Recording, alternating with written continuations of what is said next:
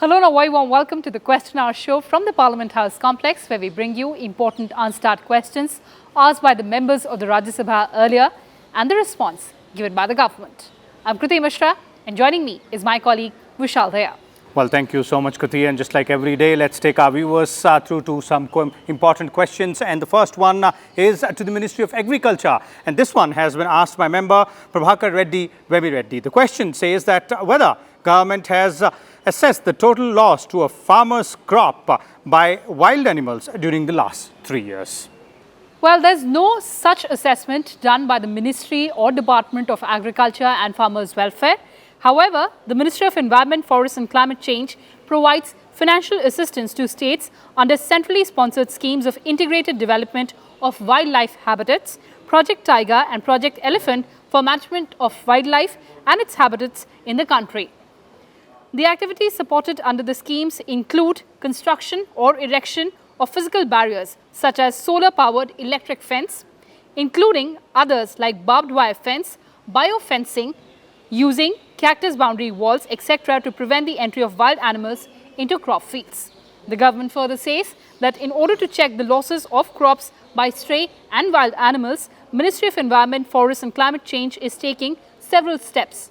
That includes the ministry has approved a project for undertaking immunocontraceptive measures for controlling the population of wild animals responsible for damage and destruction of crops. A network of protected areas, namely national park, sanctuaries, conservation reserves and community reserves covering important wildlife habitat have been covered all over the country under the provisions of the Wildlife Protection Act 1972 to conserve wild animals and their habitats. To mitigate wildlife conflict along the linear infrastructure like rail tracks, roads, highways and power transmission lines passing through the protected areas and other wildlife-rich areas, Standing Committee of National Board for Wildlife has recommended that all linear infrastructure development agencies shall submit wildlife passage plan based on Wildlife Institute of India guideline eco-friendly measures to mitigate impacts of linear infrastructure on wildlife. These guidelines suggest for modification in the design of linear infrastructure by way of providing eco-friendly structure, and that will also ensure safe movement of wildlife across their linear infrastructures. Let's move on to the next question, and this one is to the Ministry of Rural Development, and this question has been asked by three members, Member Chaya Verma, Member Vishambar Prasad Nishad and Member Sukhram Singh Yadav. And they've asked the details of schemes under which pure drinking water has been made available to rural settlements during the last 5 years under the ministry.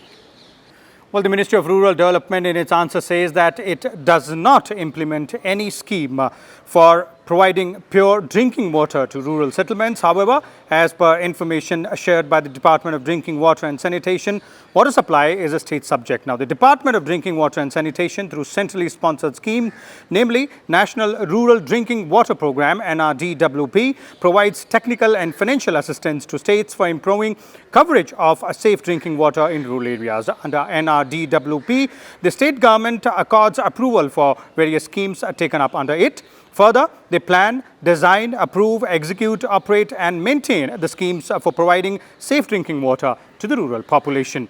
The Department of Drinking Water and Sanitation has informed that as per information given by states on IMIS, out of total rural habitations of 17,25,808, a total of 58,034 rural habitations are water quality affected.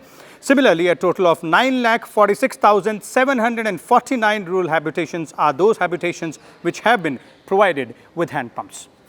Well, the next question is to the Ministry of Railways, and this one is from member A.K. Selvaraj, who wants to know from the government whether it is a fact that shortage of rails has been bothering railways for quite some time now. The government says that rail infrastructure has been strengthened extensively during the last few years. Accordingly, rail supply is also increasing over the years.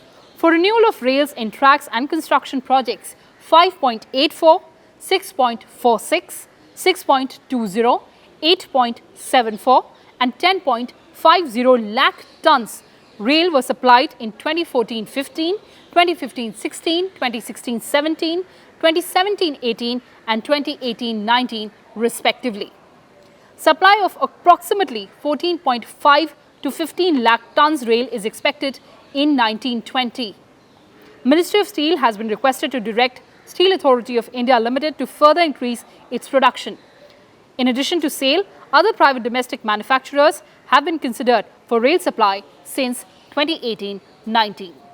Well, in fact, Kriti, the member A.K. Selvaraj asked one more question, and this one is to the Ministry of Communications. And the question is that whether it is a fact that the mobile phone penetration in the country is expected to rise up to 85 to 90% by 2020.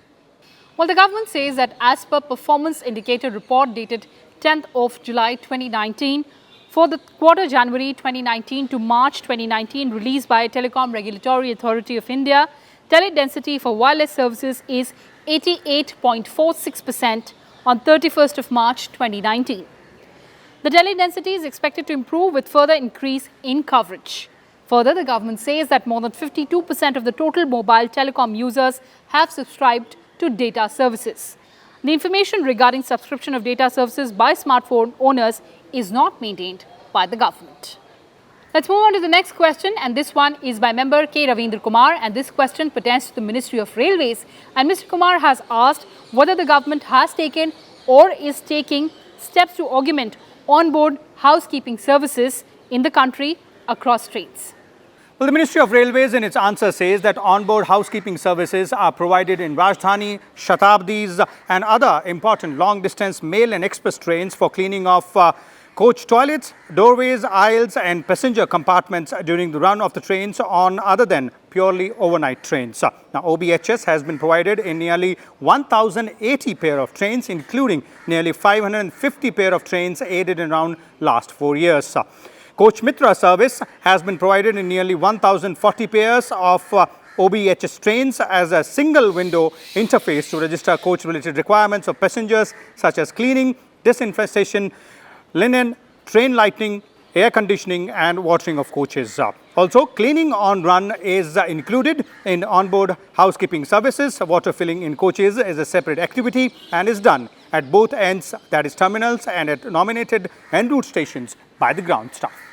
Well, the next question is to the Ministry of Atomic Energy, and this one is from member Satyanarayan Jethia, who wants to know from the government about the details of remarkable achievements made in the atomic energy sector and the additional capacity added in the field of power generation, as well as the achievements made in the discovery of indigenous atomic energy sources during the last 3 years. Well, the government has given a detailed reply here, and the government goes on to say that remarkable achievements in the nuclear power sector during the last 3 years include setting of world record in continuous operation of 962 days by Unit 1 of Kaiga Generating Station among nuclear power plants of all technologies. Completion of 50 years of safe operation of Units 1 and 2 of Tarapur Atomic Power Station, which are currently the oldest reactors in operation in the world. Addition of nuclear power capacity of 1000 megawatts by completion of KKNPP-2 at Kudankulam, Tamil Nadu. First pour of concrete in KKNPP-3 and 4 at Kudankulam, Tamil Nadu. Environmental clearance from Ministry of Environment, Forest and Climate Change for setting up nuclear power plants at Chutka in Madhya Pradesh. Accord of administrative approval and financial sanction of 10 indigenous 700 megawatts pressurized heavy water reactors to be set up in fleet mode and 2 units of light water reactors being set up in cooperation with Russian Federation. Entering into enabling agreements with foreign countries for nuclear power cooperation, including supply of fuel. Well, these were the questions and answers in today's edition of Question Hour. We'll come back again tomorrow with some more questions. But after the break, our colleagues Arvind Singh and Kriti Singh will bring you some more in Prashn Kal. Stay tuned to Rajya Sabha Television.